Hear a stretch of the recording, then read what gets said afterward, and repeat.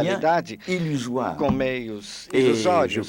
E creio que as crianças, os cidadãos, têm necessidade de uma educação aprofundada para ser capazes hoje de fazer essa reflexão crítica. Entendi. Professor, o senhor citou que os índios brasileiros... Vous avez cité, vous avez dit que les Indiens brésiliens, quand vous avez parlé du métissage de notre peuple, je voudrais savoir si vous croyez que les Indiens brésiliens vivent de certaine manière cette intégration dont vous parlez. Et je voudrais aussi que vous disiez comment serait-il possible qu'on puisse incorporer encore plus dans notre culture la culture de nos Indiens. Oui, c'est un problème, je pense, qui est aussi Esse é problema trágico. E também muito trágico. Porque uma integração não deve significar desintegração de sua própria cultura. Bom, je vais donner des exemples que je connais, par exemple, por exemplo, para os casos dos índios do norte do Canadá, porque são casos que eu conheço bem. São índios em crise. Auquel une société d'exploitation d'énergie hidroquebec hidrelétricas no Quebec tinha comprado território pour construire une centrale électrique, un barrage. O território para construir uma barragem hidrelétrica. A princípio, os índios tiveram esse dinheiro e foram sedentarizados. Mas o que aconteceu? Criou-se lago artificial com emanações de mercúrio, que fez com que os peixes não fossem mais consumíveis. Isso cortou a rota dos caribus, que caçavam para sua alimentação. Nessas cidades novas, no início, as mulheres ficaram muito contentes porque tinham conforto, geladeiras, mas rapidamente tornaram-se enormes, obesas, porque era uma nova alimentação que não convinha. As crianças começaram a tomar cerveja, a se inebriar. Houve acidentes, então houve uma integração que foi uma desintegração. No que concerne o Brasil, há casos onde há vontades de exploração, sejam mineradoras ou outras, que fez com que não se respeitasse os territórios e que rechaçassem os índios. Eu digo primeiro que é preciso respeitar os territórios e, se possível, onde os territórios foram tomados, que eles sejam restituídos. O segundo problema é muito importante também. Intégrer sans désintégrer. Integrar sem desintegrar.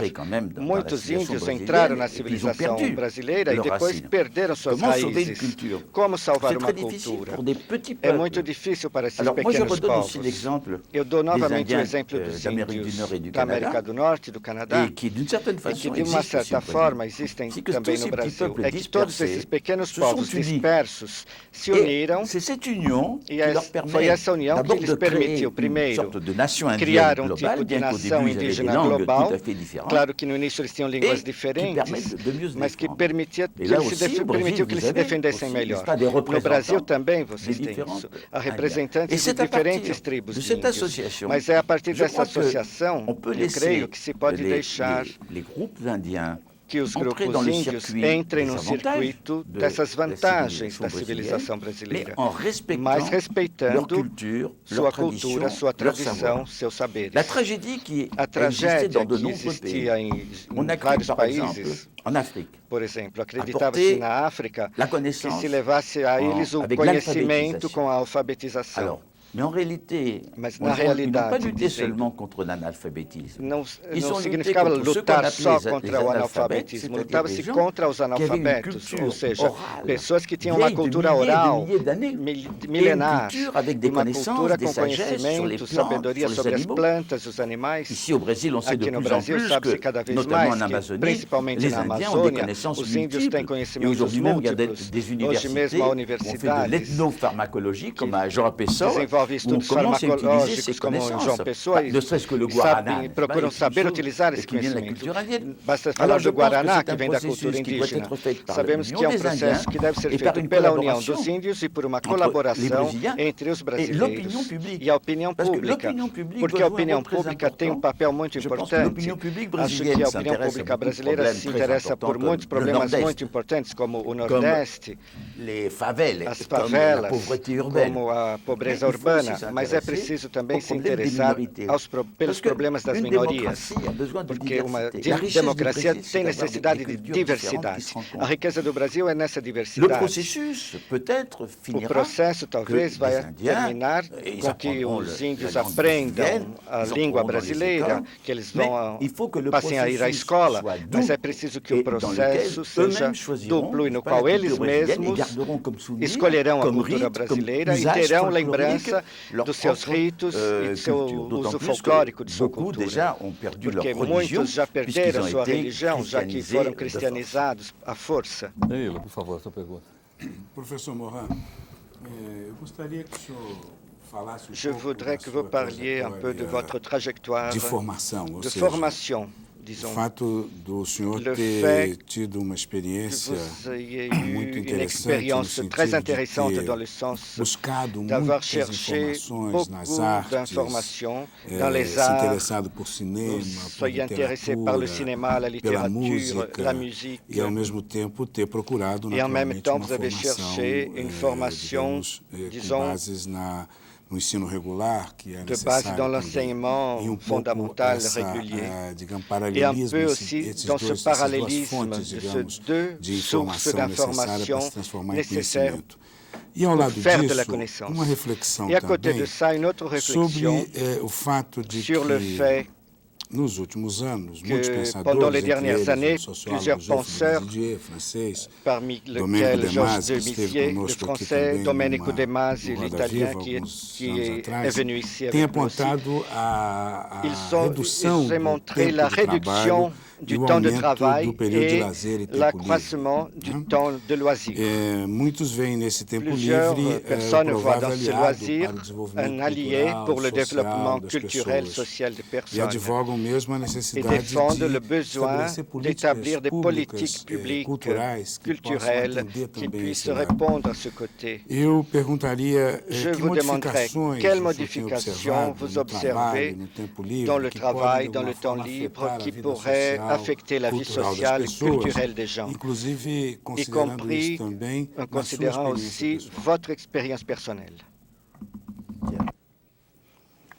Bien. En ce qui concerne mon expérience personnelle, quanto à minha experiência pessoal, les grands coups de foudre devo de mon dizer que adolescence, c'était a grande paixão da minha adolescência foi a descoberta de alguns livros que me tocaram muito, que me fizeram descobrir minhas próprias verdades, que eram inconscientes em mim. Foi a descoberta da música, através da nona sinfonia de Beethoven, por exemplo, a descoberta da pintura. Em outras palavras, foram descobertas que eu fiz sozinho. E creio que foi marcado por essa cultura, principalmente através dos romances, dos ensaios. Era uma cultura primeira. Quando fui para a universidade, minha ideia não era de escolher um ensino para ter uma carreira, era de satisfazer uma curiosidade que concernia a humanidade, a sociedade humana.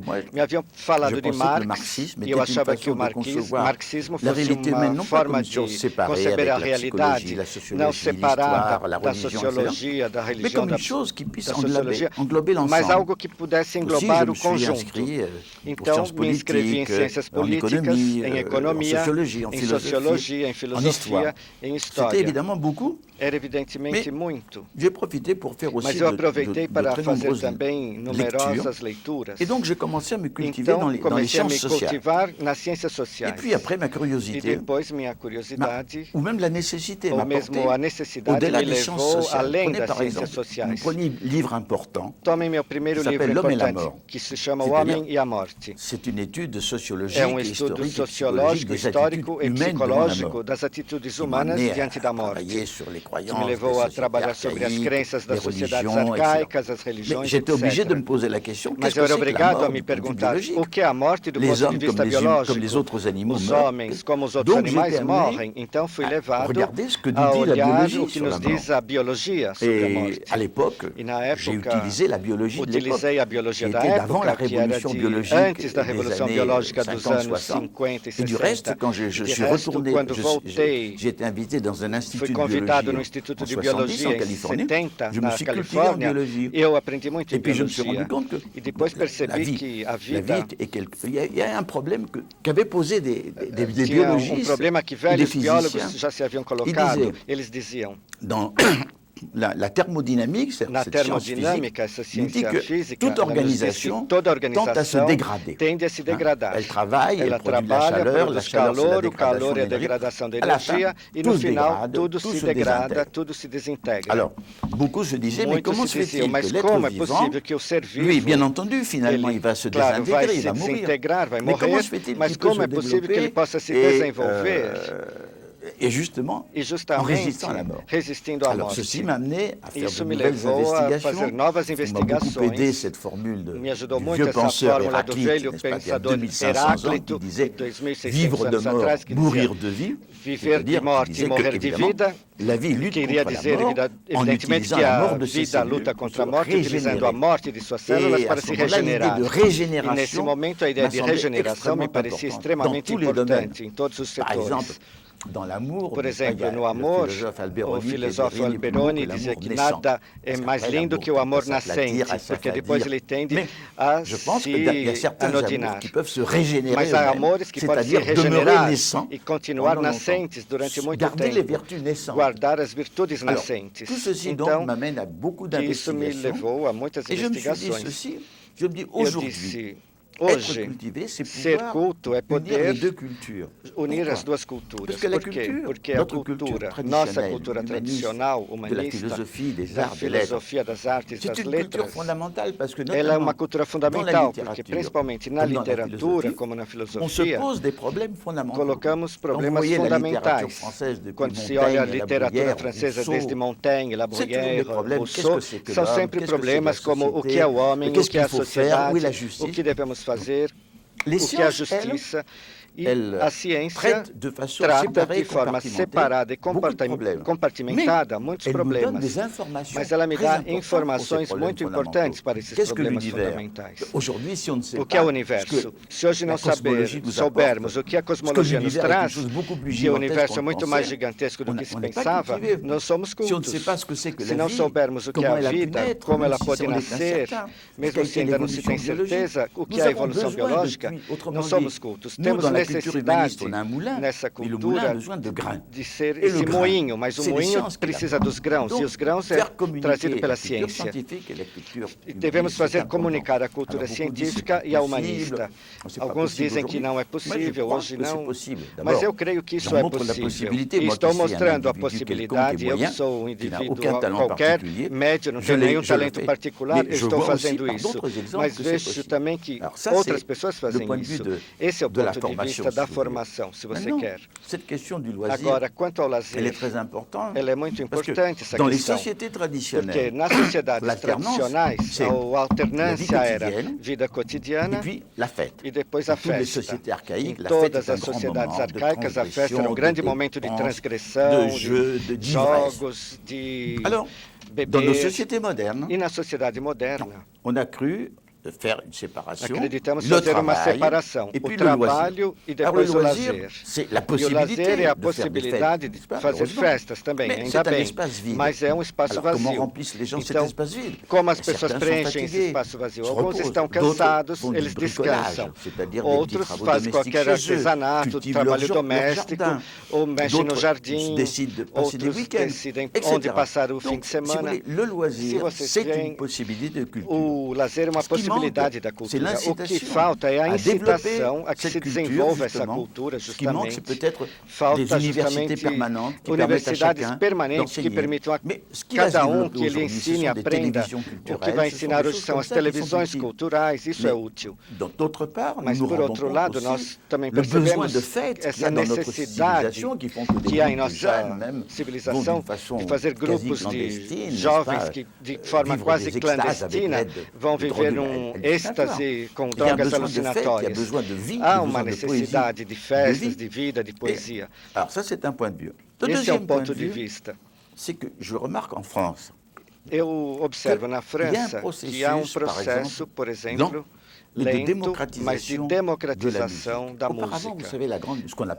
Antes, o que se chamava grande música era um privilégio das castas superiores. E ainda muitas pessoas dessas castas iam ao concerto só por esnobismo.